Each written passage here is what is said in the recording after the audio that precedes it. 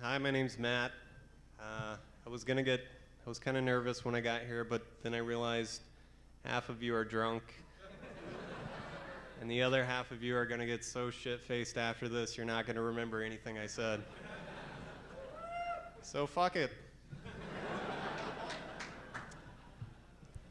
Let's imagine the following scenario. You've written a gem. You put your code on GitHub. You pushed your gem to Ruby Gems, and you didn't write a README. What does this say about you? I hope to God you are new, but the sad truth is there are a lot of experienced developers out there that don't understand the importance of a README and don't write READMEs. And it's a real problem. I think if you're not writing a README, you don't actually understand what open source means, because open source is about more than code. It's about community. And what are you saying to your community when you don't write a README for them? You're saying basically that I piss on you.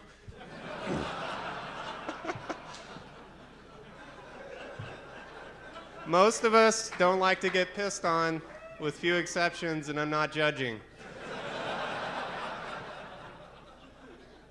Maybe you're thinking, you know what, fuck the README, GitHub has a wiki, that's what Cucumber does and other cool projects, I'm just gonna let my community write my documentation. Stop right there, you're pretty fucking lazy, and secondly, have you seen Cucumber's wiki? It's horrible. Don't use that as a model. And maybe you wrote some RDoc or some YARDoc in your code, that's great and that's really important and you have to do that, but that's for a different audience. That's for the people that are forking your project and contributing to it. Your README is not for those people. Who's your README for? It's for the users, the people that are coming to your project fresh, that just actually want to use your gem. So I think, a lot of people don't even understand what the README actually is and how to write a README. And it's actually really simple. A README is a story, and like any good story, it has a beginning and a middle and an end. It's a 3-act structure. So what's your first act? Basically, you're going to start by hooking your user. When you hook your user, all right, think about it this way. There are 24,000 Ruby gems out there. Whatever project you're starting, it's a good chance that there's already a Ruby gem out there that kind of does what you're doing. So you need to find a way to differentiate yourself. What is it about your gem that makes me want to use it? Is it code? Is it speed? Is it features? Is it support? Whatever it is, you've got to tell me, but you've got to do it quickly because you're going to get to Act 2. Act 2 is the important one. It's the big middle. Act 2 of your README is a tutorial. It's basically, that's all it is. You can, it doesn't have to be a linear A to B type tutorial. You can cover different use cases and scenarios, but it should be fairly comprehensive. And you're basically going to cover your entire API in this README. For large gems, this isn't exactly possible, so in that case, you're going to want to at least cover, the really commonly used parts. But for small and medium-sized gems, you should cover basically your entire API in the README. So Act 3, you're done. They've slogged through your tutorial. Get out quickly, like any good film. Don't pull a Peter Jackson Return of the King on us and go on and on and on, because really they've paid the price at this point. They've got what they wanted. So now that you know how to write a README and you know why it's important, the next question is, when do you write a README?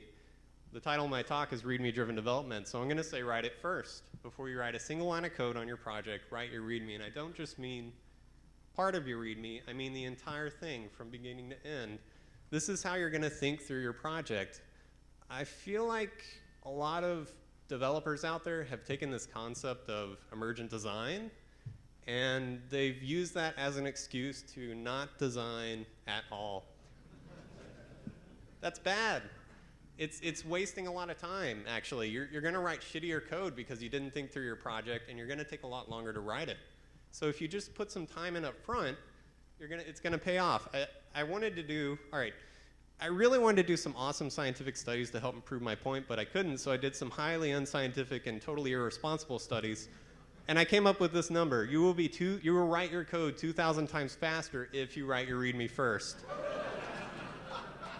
I did another highly unscientifically irresponsible study, and I came up with another number, 9,000. That's how much more successful your project will be if you write a README first. 9,000 times, that's pretty important. So write your README first, think through your project.